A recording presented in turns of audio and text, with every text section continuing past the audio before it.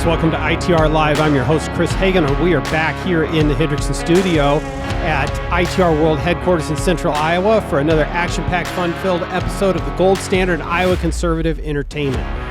Good news, everyone. We've got Sarah Curry back in studio again today. Did I make it through that intro okay? I've really been flubbing it a lot lately.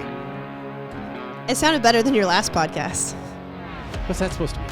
That was the second try one, right? Yeah. So you did it good the first time. Yeah, that was time. take one. Yeah, that's good. I don't know. Anyway, we're here. We're recording. We're going to go for it. Sarah's in town. It's always a treat. And we are going to talk about the thrilling and exciting world of local government finance again today. I mean, let me nerd out while I can, right? I keep telling you that our listeners do actually really enjoy you on the show and going through what for some people like me is not that we don't like it. It's just that I don't have the attention span to get through it sometimes. So that's why we need you, because you can actually talk about it and keep it relevant. I try to take dry and boring things and make them exciting. Yeah. Like taxes, right? Yeah. Taxes are fun. You know what? That is a good reminder that we need to stay excited and fun on the podcast. So, yay. Well, I'm also trying to explain to my 8-year-old what taxes and economics are, and oh yeah, so when he gets his first paycheck, it's wonderful. We got tax statements in the mail, and he's like, I love taxes. Oh wait, sorry, no, I don't like taxes. I was like, good boy. So I'm trying to start him young. Okay, I'm going to throw you a couple curveballs before we get started. I cannot answer John's trivia question. I got a trivia question for you. Okay, I'm ready. Okay, you ready? Mm-hmm. Now I'm a hope to try and do John proud, because this really is in that theme. Okay. And I have prepared for this. I'm kind of nervous now. And I actually expect you to know this. Okay? The only United States senator from the South at the time of the Civil War to remain loyal to the Union who has a county in Iowa named after him. Was it Calhoun? Nope. All right. That's what you got. You got to work on that. I was a Bob Dole, Jesse Helms like time frame. You're also 120 years off, because we're talking about the Civil War. Oh, yeah. That's why John does history. I do spreadsheets. I'm like, that's fine. What is it?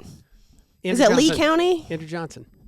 Oh, Johnson. So like Robert E. Lee, that doesn't count? No, he was not a United States senator. Oh, he wasn't. Nor did he remain loyal to the Union. But you're... Why would I from the South know about someone loyal to the Union? Oh, the War of Northern Aggression, that's how we call it. But has Johnson County, Iowa, is where they get their name. So I'm glad you had faith in me knowing that, because I really didn't. would have thought, I don't know, you went to public school in North Carolina. I figured maybe you studied these things. So in 4th grade, we had North Carolina history. Yeah. I don't think they do that in Iowa. Like the whole year is spent learning history. No. So I know a lot of random facts about North Carolina history. I remember learning about prairie grasses, and that's about it. Yeah, I don't know. We didn't really do much Iowa history. Yeah, I went to a really liberal school. We had to do this whole book about the history and the founders and the this and the that. Yeah, so I haven't taken a class in Iowa history. Maybe I need to do that. We need to work on that. And I mean this. I mean this with all grace.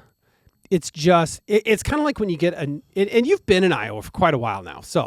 But you get like a new news anchor that comes to your TV station, and they takes them a while to pronounce all the names of places. It's like it's actually Nevada, Iowa, not Nevada, Iowa. I would have made that mistake. Yeah, you would have. But I wonder if we should give you a crash course in some of those things. I did get a book at the library. It was a culinary history of Iowa. Oh, nice. And that was fascinating, because learning about It's just like the first 4 chapters are casseroles, or what? Well, it talks about the influence from Scandinavian countries and stuff, which coming from the South, we just didn't have that. So I am trying. I really am. So, and 4-H was founded in Iowa. I know that because I live in Southwest Iowa. Yep, so. I have a daughter in 4-H. It's great.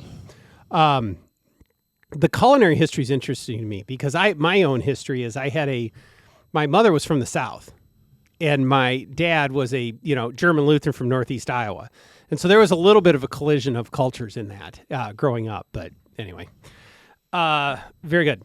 So you have an article out on the itrfoundation.org website that is very timely, that I want to spend a little bit of time on, because it we get a lot of questions about this, and things can get easily confused as we're trying to make policy decisions, as we're trying to talk to folks in communities about how these things work.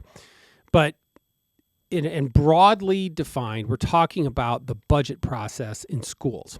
Mm-hmm. And we've talked a lot about on the show and in what we're writing about how to cut property taxes, how to bend the cost curve down, all of that. And we spend a lot of time inside of that policy debate around cities and counties. And the point, when we do that, the point is always very well made that over half of your property tax bill, I think, if I'm not mistaken, depending on where you live, it may change a little bit. Over half of your property tax bill goes to K-12 education, public K-12 education. And so the decisions that are made in those budgets matter. And I'm sorry, I'm actually going to give you a chance to speak in just a minute. But if we are consistent in that spending drives your tax burden, which it does at every level, mm-hmm. state, local, federal, then that must also be true for schools. It is. Yeah. And so we have to understand that spending is going to drive your property tax bill, and what are the decisions that factor in to those local school budgets. That's my framing of the issue. I'm now just going to open it up and let you speak to what's actually in the article. And I do want to get into some of the nuance later, but I just want to give you a chance to frame it up again since I just took it away from there. No, that's great. So one of the reasons why I kind of did the article is because people were talking about schools and they said, well, it's not the school's fault because we have the state funding formula and so they can't be held accountable like cities and counties. And I'm like, that's not exactly true. So I think it's really important for everybody to understand that school funding is really driven by a per student measure. Right. So there is a portion of their budget that's driven by enrollment. So if you have a district that has declining enrollment, they have to manage that. Well, guess what? Cities and counties, if they have declining population, they also have to deal with that. They can't keep their police force and fire force and all that stuff the same. So it might not be an apples to apples, but we're still in the fruit basket, right? Like it's still a good comparison. The other thing is school districts have a lot of flexibility with how they spend their dollars. Yes, there's state regulations, there's federal regulations, there's things they need to do, but for the most part, the result of a lot of our school budgets is just years and years and years of board decision making. And some of that's the way it's always been, or it's because this is the way the administration wanted it. But there's never no alternative. There's never no option. And I think schools sometimes get caught up and they look at dollars and they think if we just get more money, everything will be fine. And that's really the wrong lens to look at schools. They really need to be looking at, are we servicing our kids and are the kids learning? Like, what are our test scores? Are they reading? Are they doing math? You know, schools are in a unique situation to me that's a little bit easier in cities and counties because you have a return on investment calculation, essentially. We spend this much, and how are they performing? Like, that is the ultimate goal here. You know, a school district is not successful if they win the state football championship. There's some folks out there in Iowa that disagree. Well, there are probably some. But to me, like a successful school district is one where 100% of your third graders are reading at grade level. You have a good graduation rate. You know, you have high test scores and students are doing well. I'm not saying every kid out of school has to go to a four-year university, but they should know basic math, reading, science, history, those types of things. So anyway, when we look, so I did this breakdown in the article really just to help people kind of look at this massive school budget and frame it in a way that let's really look at academic excellence and performance before we just look at, oh, we got more dollars. Because that's not a good measure for education. Yeah, there's two really important themes in here that I want to spend time on both of them. You're absolutely right about,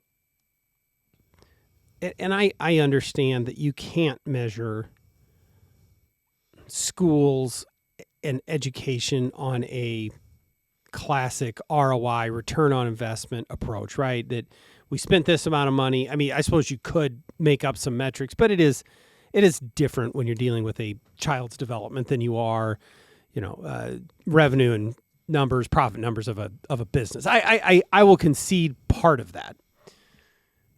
But it is very important that we do think about this as, what is the investment? What do we get for it? What do we expect out of it? And how can we measure it? Because measuring it is important, because those are the metrics by which we can measure success. Right. Whether we can apply, a business school approach to it or not is different. But what do we get for this investment? Because it is a lot of money. And it comes, for me, immediately to this tension point where, yes, we'd love to cut taxes and save money, but most Iowans believe in having a robust, well, maybe it's the wrong, but like a K-12 education system that provides excellence and educates students, and that costs money, and they're willing to spend some amount of money for it. So how do we figure out that we're getting our money's worth? Yeah, that's the basic thing. It's not how many dollars, it's where the dollars are being spent. Right. And so when I say ROI, yes, I'm not trying to turn students into widgets. No, but it is a framework. If I have second graders, and let's say I've got a bunch of second graders that are not reading at grade level, and I hire tutors, reading tutors, and they come in, and then when they go to third grade, they're still not reading. Well, guess what? The ROI on that tutor was not very good. Oh, yes. I think we need to look at that. If we're going to start a new STEM program, and yet science scores are still down, well, is it really working, or is it just a really expensive class? Like, you have to look at these programs, not district-wide, but really almost at a school level, and say, we have this program, it educates 100 kids, 200 kids. When we calculate that out and say, instead of just saying we're going to cut $3 million from the budget, well, what is that? What is that per student? Mm-hmm. I've seen some school districts say they're cutting the orchestra program. Well, how many kids are in orchestra? Right. If it's only 12 kids, I don't know how many are in orchestra, but you know what I mean? If it's 12 or if it's 500, those are two totally different budget decisions, and just talking about it in the framework of dollars instead of per student is really hard for taxpayers and really board members to understand. Yeah, it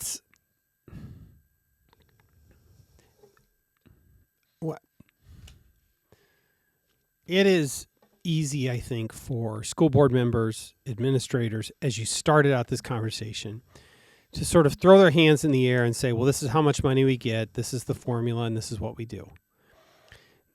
And I think what some of the work that you've been doing and many others in the policy community is like, well, wait a minute, how can we deploy these dollars better? What are the things that we have to do? When we think about this in terms of school or cities and counties, what are the essential functions of government? Police, fire. You mentioned police, fire, roads. Those are the things you've got to be done, and maybe the others are wants rather than needs. Maybe in schools we need to think about that a little more too, or at least turn a little bit more critical eye to what can we do, what do we want to do, and it's tough. And I know that we got a lot of schools that do this because it's a limited amount of money, but there's in this article though you kind of set forth some of the numbers. It's what, if I remember in the article right, the total average statewide per pupil spending is over $22,000. It is, and if we look at the national average, it's around $16,000. So wait, I guess I never had actually, or at least been a long time since that number.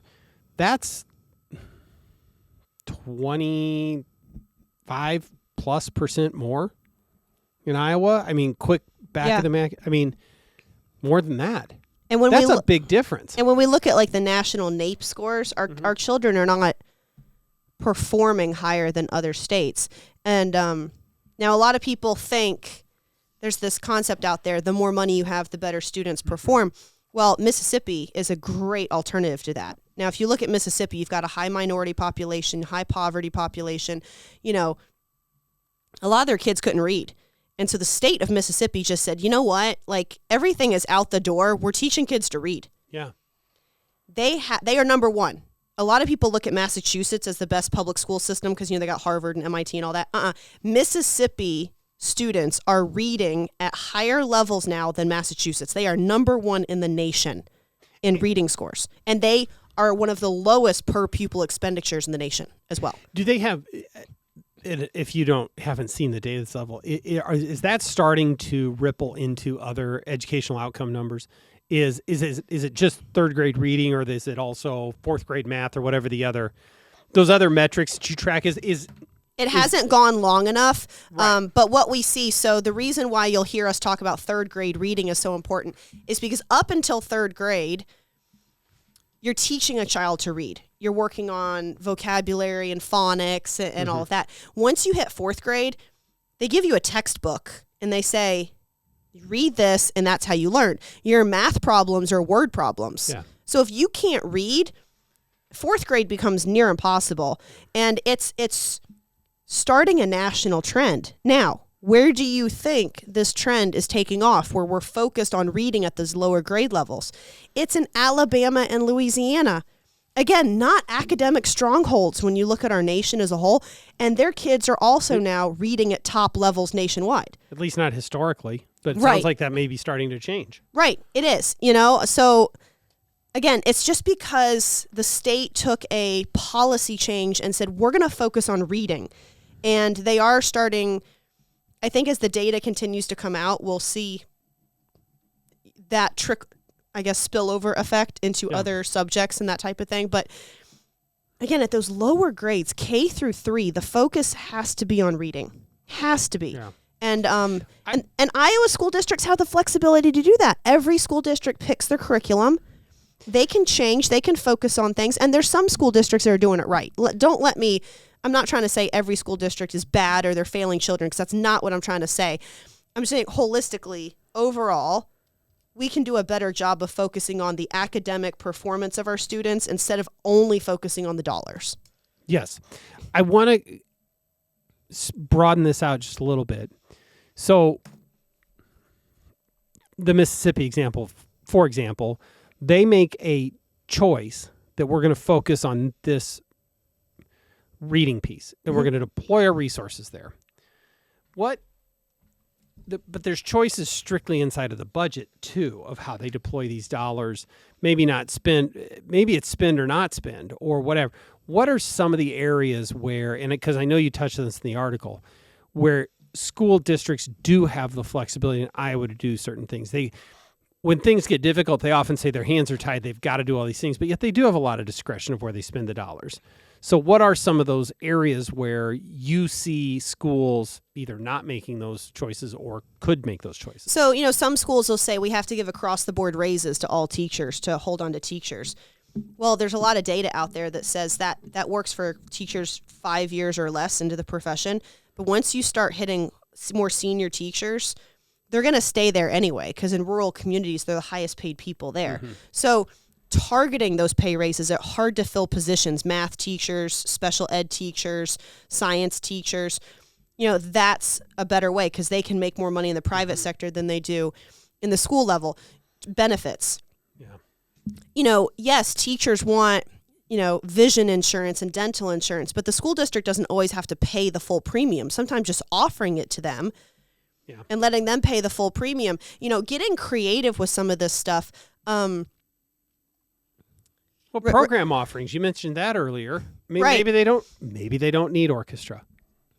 The other thing is you've got, say, a vice principal. Yeah. Okay. If that vice principal was a science teacher, can they pull double duty and teach one science class and be vice principal? Those are the types of creative things that we can talk about and look at. I know one school district, they offer pre-K, 3 and 4-year-old pre-K. Well, instead of hiring 3-year-old preschool teachers and 4-year-old preschool teachers, they just have 2 teachers and they split them between the days of the week. And so it's not about not offering services to kids. It's about getting creative in how you offer those services. If you haven't looked at this, then I'm sorry to kind of keep going down rabbit holes. What about sharing of services? Do districts is there a lot of room left? I know some rural districts might share a school finance officer or something, but is there room for districts to do more combining of services? Yeah, there's a lot of districts that'll share tag teachers.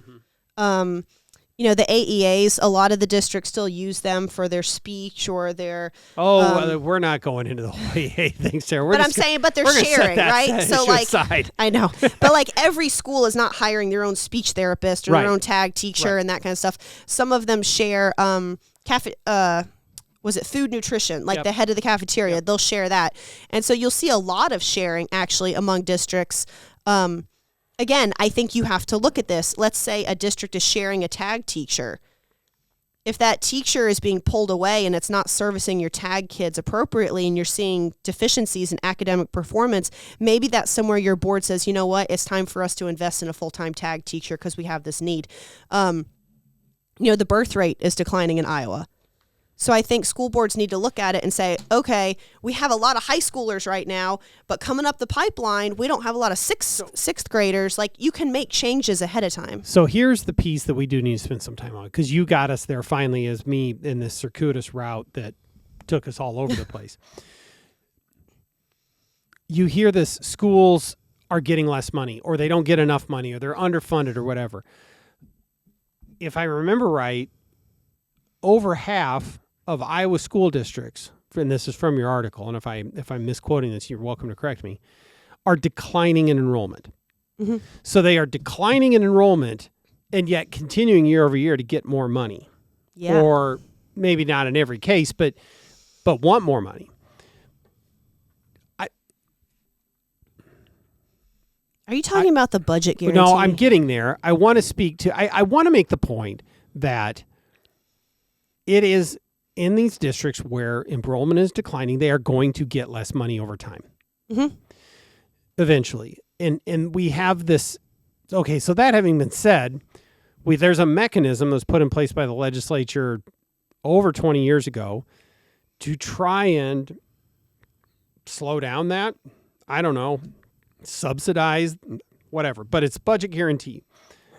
And I want you to speak to what that is, how it works, and why it might not be the best way to do this. Yeah, so let me back up to take a more 30,000-foot approach. So a lot of people are going to say, why all of a sudden are these school districts having to cut money out of their budgets? Why is this happening all of a sudden? It didn't happen a few years ago. Why now? When we've had declining enrollment happening for years and years and years. So one of those is the COVID pandemic. The federal government sent school districts a lot of money. So if you had a school district that was declining in enrollment, that was a kind of way to Band-Aid the approach. So that way they still got money. If they were losing kids, they were still able to make it. The other thing is what you just said. Iowa has a law. It's called a budget guarantee. So if I've got 1,000 kids in my school district this year, and next year I only have 950, my board can pass a resolution that says, state, I want to do a budget guarantee. Well, can I still get funding for 1,000 students, even though I only have 950? And if the state, board approves it, then they can move forward. Now, the next year, let's say that school district drops down to 900. Well, it ratchets down. So now you don't get that forever. You don't get the $1,000, but now the budget guarantee goes down to 950. And so the budget guarantee softens the declining enrollment blow. And then we had the pandemic spending that also softened the declining enrollment blow. Well, the pandemic money's all gone. And as I just explained, the budget guarantee... As some of our school districts are coming to the realization on abruptly. You don't use one-time funding for recurring expenses. Yes, that age-old... Wake up years later. Wait a minute, this doesn't go on forever? Right. So between budget guarantee and the pandemic money, that's why we're kind of seeing everything coming to a head this year, because the rubber meets the road, and that budget guarantee does ratchet down over time. So... by the way, budget guarantee is funded 100% by property tax. I wanted to make sure that we covered that.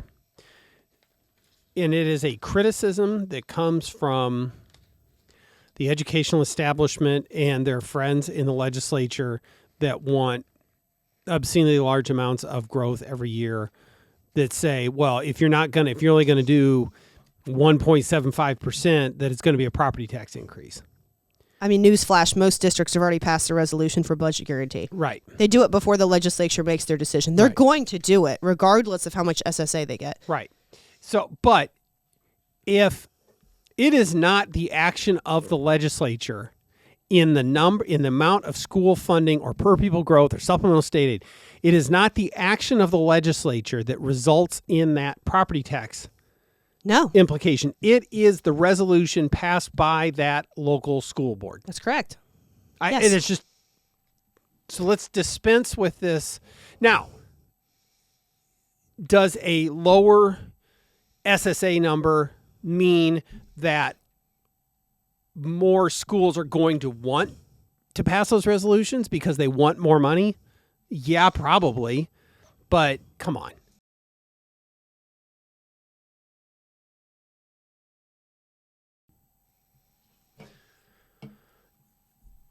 But it is the school board that causes those property taxes. Again, it's a local decision Yeah. that makes that. And so for school boards to be blaming the state for all of their financial woes, I'm sorry, like there's a culmination of decision making that these boards are making, whether they're aware of it or not, that directly impact their budget and what taxpayers pay. Yeah, there was an article, you and I both read this in the Des Moines Register today, trying to somehow unpack what's going on in the Des Moines public schools, right? And this implication that somehow budget guarantee is responsible for this. Meanwhile, they're also now having to pay for the bond that they all passed last fall. And an average home was getting dinged by something like $550 more a year.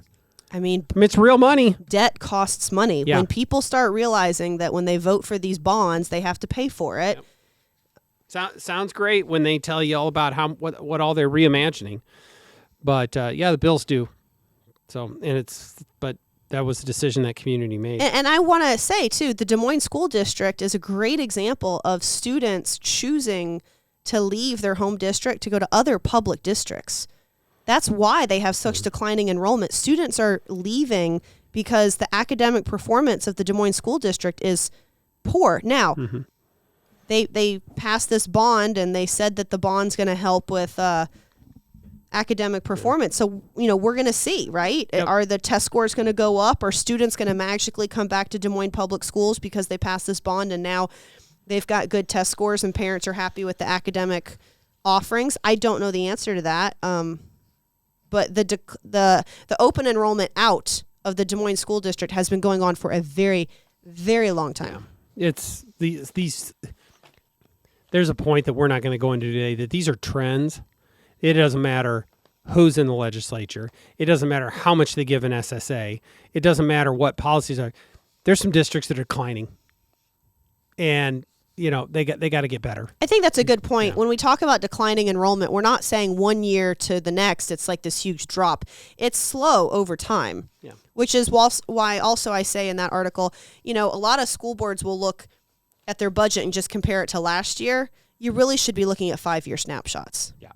Yep. Because a one-time event can alter your budget, and you need to look at that 5-year historical trend and then look at your 5-year projection on enrollment and what you're doing in the future.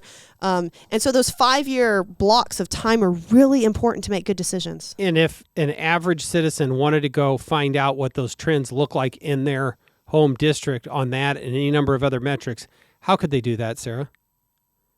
Yeah, so ITR report card is the okay. Did you like that? I'm glad you reminded me of that.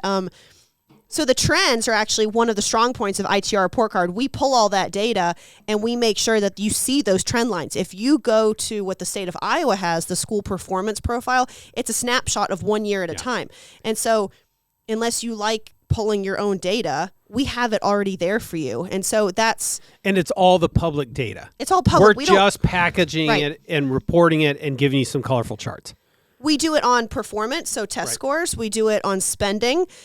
We do it on enrollment and property tax, on a number of things. So that way you see that trend. You're right. That's so important. And I forgot. We are the only organization or location that I'm aware of that does have all of that packaged together. It really is. And it's, I just want people to know it's there.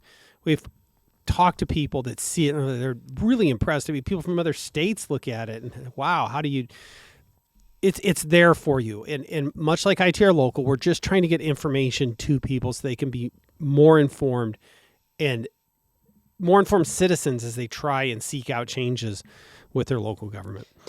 I do want to, because you mentioned this before. I'm going to shift gears now, Sarah. You also, as our listeners know, track local government elections and ballot questions and all that. And that's right around the corner again, coming up in March. Yeah, our March special election is coming up. What will at least some Iowans being asked to vote on in March? And are there any highlights we need to be watching? So the good news is compared to previous March elections, there's significantly less public measures than there have been in the past. Only 12 school districts have a question on the ballot in March.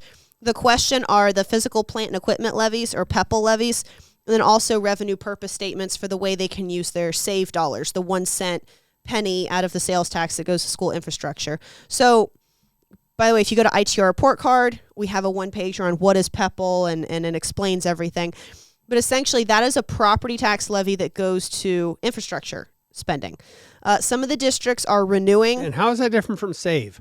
It's not. Oh, okay. All right. Well, sorry. The difference is it comes out of property tax instead of sales tax. Yeah. So it's more painful. Just more revenue streams, more ways that government can take money from you for the same purpose. Yeah. So okay, sorry, I had schools to. have multiple revenue streams for infrastructure.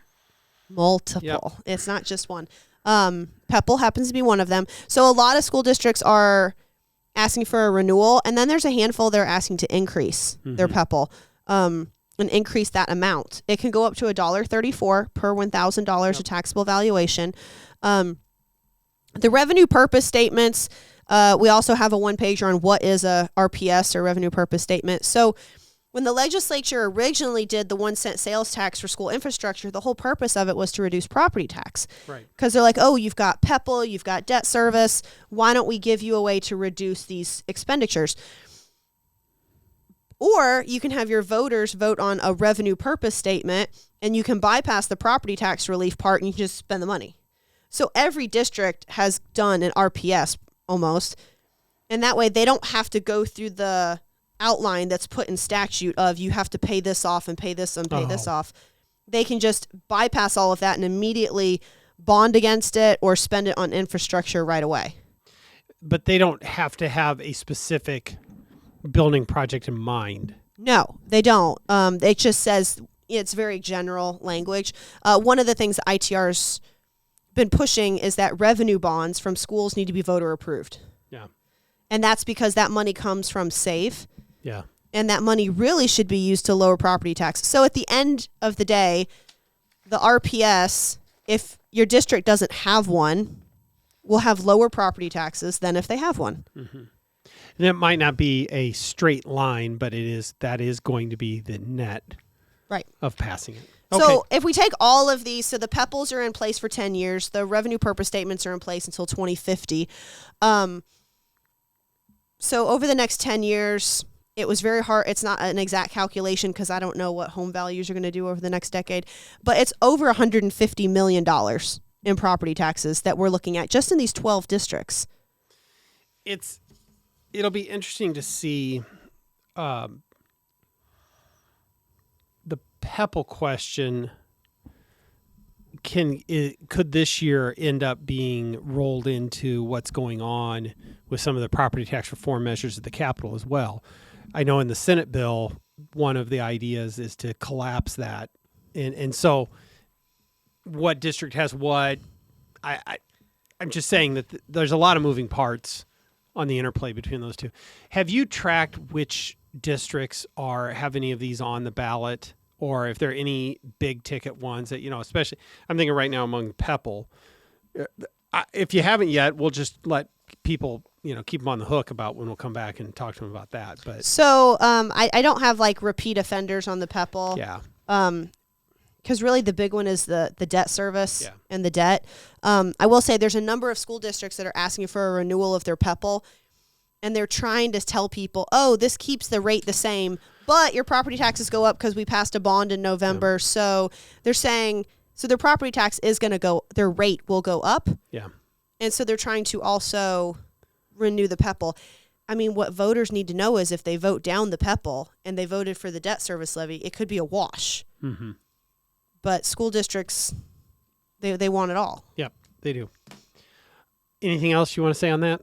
We have an article on the website that outlines the 12 school districts and specifically what they're asking for. So you can go to that article, see if your school district's included.